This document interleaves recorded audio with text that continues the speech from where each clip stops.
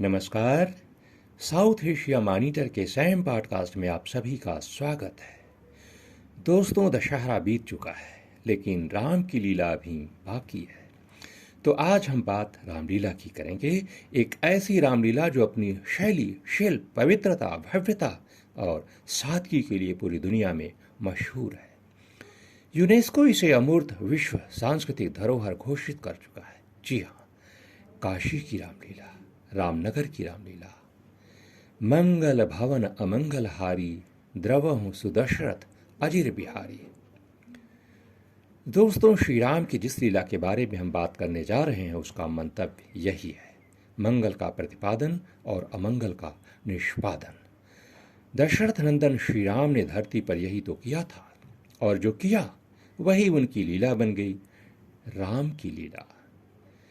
तो रामनगर की रामलीला पर बात शुरू करूं इसके पहले थोड़ा रामलीला का इतिहास। वैसे तो रामलीला का कोई मुकम्मल इतिहास नहीं है, लेकिन मौजूदा समय में रामलीला का जो भी स्वरूप है वो गोस्वामी तुलसीदास रचित रामचरितमानस से जुड़ता है। रामचरितमानस की रचना 1577 में हुई थी, काशी में। यानी रामलीला की शुरुआत भी 1577 के आसपास ही हुई होगी। लेकिन काशी की रामलीला का जनक मेघा भगत को माना जाता है। अब ये मेघा भगत कौन थे? मेघा भगत संस्कृत के विद्वान थे। कदुआपुरा मोहल्ले के फुटहा हनुमान मंदिर के अखाड़े में रहते थे, बच्चों को संस्कृत पढ़ाते थे और मनोरंजन के लिए शाम को बच्चों से ही रामलीला कराते थे। ये रामलीला वाल्मीकि रामायण पर आधारित होती थी, संस्कृत में। रामचरितमानस की रचना के बाद तुलसीदास ने उनसे आग्रह किया तो मेघा भगत ने रामलीला की भाषा अवधी कर दी। मेघा भगत की यही रामलीला आदि रामलीला मानी जाती है। लाट भैरव रामलीला समिति आज भी हर साल इस रामलीला का आयोजन कराती है। मेघा भगत ने ही काशी में चित्रकूट नामक स्थान पर एक और रामलीला शुरू की थी। आज ये चित्रकूट की रामलीला के नाम से जानी जाती है।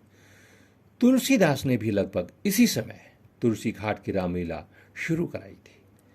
एक मौनी बाबा की रामलीला भी इसी कालखंड की है।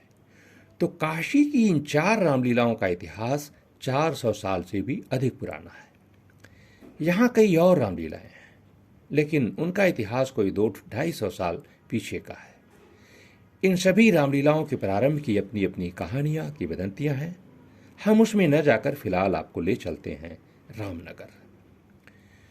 दोस्तों, रामनगर की रामलीला नेमी दर्शकों के लिए श्रद्धा का अनुष्ठान है, तो दुनिया के प्रेमी दर्शकों के लिए ये एक अनोखी सांस्कृतिक विरासत। रामनगर की रामलीला का भी कोई लिखित इतिहास उपलब्ध नहीं है, लेकिन जो कुछ भी साक्ष्य इधर उधर बिखरे पड़े हैं उन्हें जोड़ने से लगता है कि रामलीला की शुरुआत 1824-25 के आसपास हुई होगी, और इसे शुरू कराया था तत्कालीन काशी नरेश उदित नारायण सिंह ने। रामनगर के गिरजाबाग स्थित पार्वती मंदिर का शिलापट इस बात का जीवंत साक्ष्य है।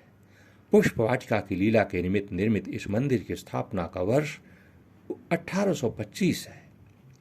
कलकत्ता के लॉर्ड बिशप रेजिनाल्ड हेवर के यात्रा विवरण, वाराणसी के टकसाल अधिकारी रहे जेम्स प्रिंसेप की पुस्तक के विवरण रामनगर की रामलीला की प्राचीनता और उसके समय को सत्यापित करते बताते हैं कि प्रारंभ में यह रामलीला 11 दिनों की हुआ करती थी, लेकिन काशी नरेश ईश्वरी प्रसाद नारायण सिंह ने इसे भव्य और दिव्य बनाया। रामलीला 31 दिनों की होने लगी। राजगुरु काष्ठ जिह्वा स्वामी, भारतेंदु हरिश्चंद्र और रीवा नरेश रघुराज सिंह ने रामनगर की रामलीला को व्यवस्थित बनाने में बड़ी भूमिका निभाई।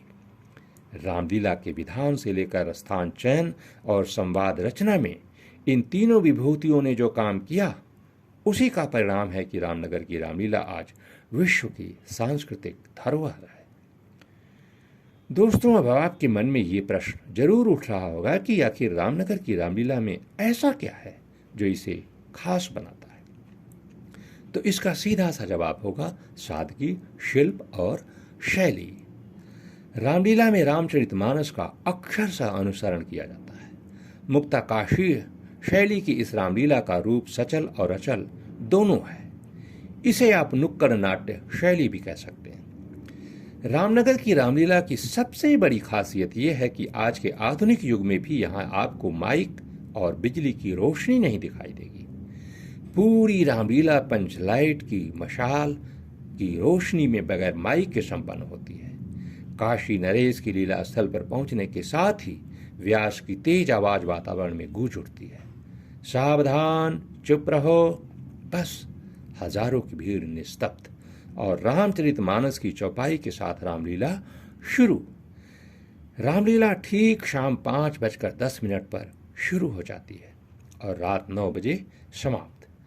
रामनगर की रामलीला की प्रारंभ की तिथि अनंत चतुर्दशी तो समापन की तिथि कार्तिक कृष्ण प्रतिपदा है, लेकिन रामलीला की तैयारी सावन कृष्ण चतुर्थी से ही शुरू हो जाती है। सबसे पहले राम, लक्ष्मण, सीता, भरत, शत्रुघ्न पंच स्वरूपों के लिए 5 किशोरों का चयन किया जाता है। आपको ये जानकर हैरानी होगी कि सभी चयनित पात्र लीला के समापन तक तपस्वी का जीवन जीते हैं। काशी राज धर्मार्थ ट्रस्ट के संरक्षण में इनके आवास और भोजन का सात्विक प्रबंध होता है और इस दौरान इन्हें रामचरितमानस की चौपाइयाँ और संवाद याद कराए जाते हैं। दोस्तों, रामनगर की रामलीला मनोरंजन का साधन नहीं है, ये श्रद्धा और संस्कृति का अनुष्ठान है और इस अनुष्ठान में नेमी प्रेमी दर्शक अपना समयदान करते हैं।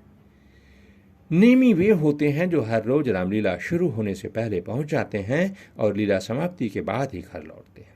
इनकी अपनी पहचान भी है, एक हाथ में पीढ़ा और दूसरे में रामचरितमानस। रामलीला शुरू होने के साथ ही ये रामचरितमानस का पाठ शुरू कर देते हैं। प्रेमी दर्शक वे होते हैं जो रामलीला देखने तो जाते हैं, उनमें श्रद्धा भी होती है, लेकिन वे नियमित नहीं होते। राम की लीला ऐसे ही अनियमित जीवन को नियमित बनाने का एक साधन है। हरि अनंत हरि कथा अनंता, कहाँ ही सुना ही बहुविधि सब संता। तो दोस्तों, रामनगर की लीला पर यह जानकारी कैसी लगी हमें जरूर लिखें, सुझाव भी दें, इंतजार रहेगा। अगले हफ्ते फिर मिलेंगे एक नई कहानी के साथ। तब तक के लिए सरोज कुमार को दीजिए इजाजत।